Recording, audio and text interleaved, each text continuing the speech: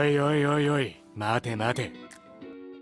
Your name anime industry की one of the highest grossing movie है world wide. जब movie के director Makoto शिनकाई से इसकी पॉपुलैरिटी की वजह पूछी तो उन्होंने कहा कि ये मूवी फेमस इसीलिए हुई क्योंकि लोग इसे रिलेटेबल मानते हैं। रिलेटेबल? पर कैसे? ना ही हमारी सिटी पर कभी कोई मीटियोर आकर गिरा है और ना ही हमने कभी किसी के साथ बॉडी स्विच की है, फिर योर नेम हमारे लिए रिलेटेबल कैसे हो सकती है? लेकिन योर नेम में एक ऐसी चीज है जिसके साथ काफी लोग रिलेट कर सकते हैं। 何かが消えてしまったという感覚だけが目覚めてからも長く残る。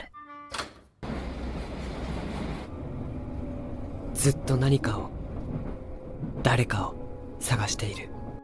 Many times when we walk up, we feel that we are looking for something, like something is missing.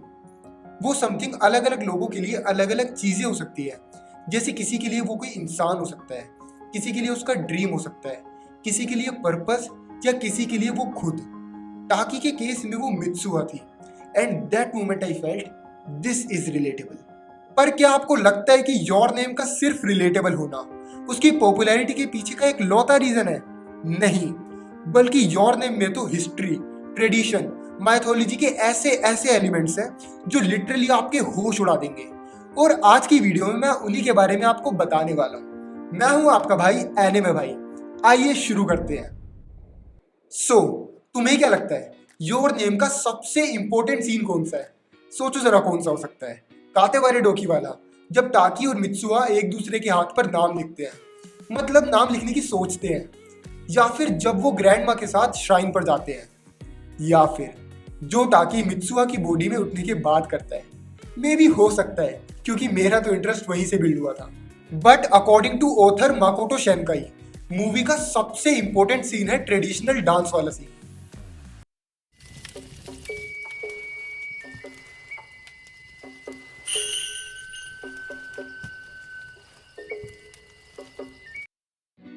Makoto Shinkai का कहना है कि इस सीन में पूरी मूवी एनकैप्सुलेटेड है।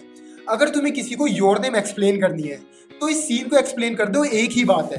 पर यहाँ पर एग्जैक्टली हो क्या रहा है?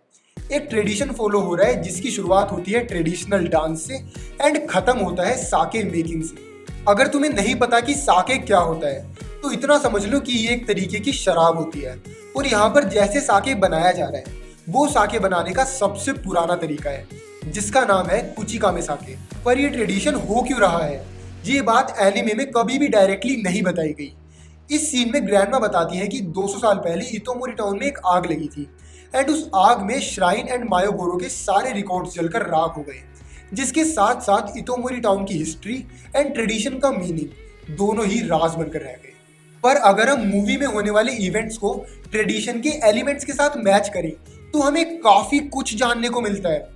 अच्छा, अगर तुम्हें याद हो तो मूवी में कॉमेट का नाम टाइमैट रखा गया है एंड न्यूज चैनल पर भी कॉमेट को टाइमैट के नाम से ही रेफर किया जा रहा था।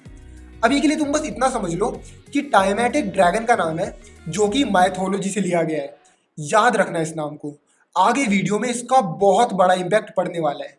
अब जरा यहाँ पर देखो, मित्सुहा ने डांस करते हुए सर पर कुछ पहन रखा है, दिस इज टाइमैट, एंड हाथ में जो पकड़ रखा है उसमें भी टाइमैट ही है। याद है मैंने आपको बताया था कि इस सीन में पूरी मूवी एनकैप्सुलेटेड है। अब जरा ध्यान से देखो कि डांस की शुरुआत कैसे होती है। सबसे पहले मित्सुहा का हाथ आता है, उसके हाथ में होता है टाइमैट जो कि कॉमेट को रिप्रेजेंट कर रहा है। अब शायद मुझे आपको बताने की जरूरत नहीं है कि मूवी की शुरुआत कैसे होती है। ऑब्वियसली हमें सबसे पहले कॉमेट गिरता हुआ दिखाया जाता है। अब जरा डांस की एंडिंग पर नजर मारो, it's like they are dividing it into parts and हुआ भी तो यही था, कॉमेट भी तो पार्ट्स में डिवाइड हो जाता है। उस रात मित्सुहा और उसके फ्रेंड्स एक साथ फेस्टिवल में जाते हैं एंड इतोमोरी टाउन पर कॉमेट गिर जाता है और सब मर जाते हैं। रुको मैं याद दिलाता हूँ, वो याद है जिस दिन टाकी और मिस ओकुडेरा एक साथ डेट पर जाते हैं और डेट के बाद जब टाकी नोट्स खोल कर देखता है तो वहां पर मित्सुहा ने लिखा होता है कि आज रात को कॉमेट पूरी तरह विजिबल होगा। एंड उसी के बाद से कभी भी टाकी और मित्सुहा आपस में बॉडी स्विच नहीं करते। लेकिन लेकिन लेकिन ना ही वहां तक ट्रेडिशन खत्म होता है और ना ही मूवी। पिक्चर अभी बाकी है मेरे दोस्त। अभी बस ट्रेडिशनल डांस खत्म हुआ है, अब शुरू होता है साके मेकिंग। वही साके जिसे बाद में जाकर टाकी पी लेता है, जिसके बाद उसे एक चांस और मिलता है सबको बचाने का। तब एक आखिरी बार उन दोनों की बॉडी स्विच होती है। तो उन दोनों की बॉडीज एग्जैक्टली कैसे स्विच हो पाती है, इस पर अभी थोड़ी देर बाद में चर्चा करेंगे। अभी पहले साके मेकिंग वाले सीन पर थोड़ी सी नजर डालते हैं। यहाँ पर हमें दो बहुत इंटरेस्टिंग चीजें देखने को मिलती है। First obviously sake, and second is वो लाल रंग का धागा। ये रेड कलर का जो धागा है, इससे सिर्फ जापानीज ही नहीं बल्कि हम इंडियंस भी काफी अच्छे से परिचित हैं। किसी भी टाइप की पूजा हो या कोई फेस्टिवल, बेसिकली इंडिया में जो भी सैक्रेड इवेंट्स होते हैं उसमें रेड थ्रेड का यूज किया जाता है। और अगर हम बात करें जापान की, तो वहां पर ना एक फिलॉसफी है कि जो फेट है ना, वो एक रेड कलर का धागा है जो कि हमें चीजों से बांधे रखता है। आई थिंक इसीलिए योर नेम के अंदर इस थ्रेड की काफी ज्यादा इंपॉर्टेंस है। ओके, सो अभी तक हमने मूवी के छोटे छोटे एलिमेंट्स को देखा जिनसे हमें समझ आया कि एक्चुअली में योर नेम हमें ऑफर क्या करती है। अब टाइम आ गया है योर नेम की सबसे बड़ी थ्योरी को समझने का। याद है मैंने तुम्हें शुरुआत में कॉमेट का नाम याद रखने को कहा था, याद है? टाइमैट। अब मैं तुम्हें एक छोटी सी माइथोलॉजिकल स्टोरी सुनाऊंगा, फिर हम देखेंगे कि माकोटो शिनकाई ने इस माइथोलॉजी को योर नेम एनीमे से कैसे कनेक्ट किया। सही में बहुत मजा आने वाला है। तो ये जो फिलॉसफी है, ये दुनिया की सबसे पुरानी फिलॉसफीज में से एक है। तुमने यिन यांग का सिंबल तो देखा ही होगा। इसमें ब्लैक साइड होती है केओस एंड व्हाइट साइड होती है ऑर्डर। ऐसा कहा जाता है कि दुनिया में सबसे पहले केओस आया था। तो शुरुआत होती है टाइमैट से, जो कि एक गॉडेस है एंड केओस को रिप्रेजेंट करती है। टाइमैट के पति का नाम था अप्सू। फिर कुछ टाइम बाद इन दोनों के बच्चे होते हैं एंड वो जो बच्चे होते हैं ना, वो भी गॉड्स ही होते हैं। एक टाइम पर आकर अप्सू समझ जाता है कि उसके बच्चे उसकी जगह लेना चाहते हैं, जिसके लिए वो उसकी जान भी ले सकते हैं। और ऐसा ही होता है, वो अप्सू को मार डालते हैं। ये सब देखकर टाइमैट को बहुत गुस्सा आता है कि जिन बच्चों को अप्सू ने पैदा किया उन्होंने ही उसे मार डाला। और फिर टाइमैट का गुस्सा इतना बढ़ जाता है कि वो ट्रांसफॉर्म होकर एक मॉन्स्टर बन जाती है एंड वो मॉन्स्टर होता है ड्रैगन। उसके बाद टाइमैट ने डिस्ट्रक्शन चालू कर दी, इवन दूसरे गॉड्स को भी मारना शुरू कर दिया। कोई भी टाइमैट को रोक नहीं पा रहा था। फिर कुछ टाइम बाद एक भगवान आता है जिसका नाम होता है मार्डोक। मार्डोक होता है गॉड ऑफ डेस्टिनी। मार्डोक आकर बोलता है कि मैं टाइमैट को मार दूंगा, लेकिन उसके बाद तुम सबको मुझे फॉलो करना पड़ेगा। मार्डोक की इस बात से सब एग्री कर जाते कि भाई बस तू टाइमैट को मार दे। मार्डोक टाइमैट के पास जाता है और उसके ऊपर एक नेट फेंक देता है जिसमें से टाइमैट निकल नहीं पाती, और उसी के अंदर मार्डोक टाइमैट को छोटे छोटे पीसेस में काट देता है, जिससे फाइनली टाइमैट मर जाती है। फिर उन छोटे छोटे पीसेस से मार्डोक अपनी पावर यूज करके एक नई दुनिया बनाता है। तो ये एक छोटी सी कहानी थी जिसमें टाइमैट थी केओस, मार्डोक था गॉड ऑफ डेस्टिनी। एंड जब वो टाइमैट के छोटे छोटे पीसेस से नई दुनिया बनाता है तो हमें पता चलता है कि केओस से ही ऑर्डर बनता है। अब हम वापस आते हैं अपने एनिमे योर नेम पर। तो माकोटो शिनकाई उस कॉमेट का नाम क्या रखता है? टाइमैट। और क्या होता है टाइमैट के साथ?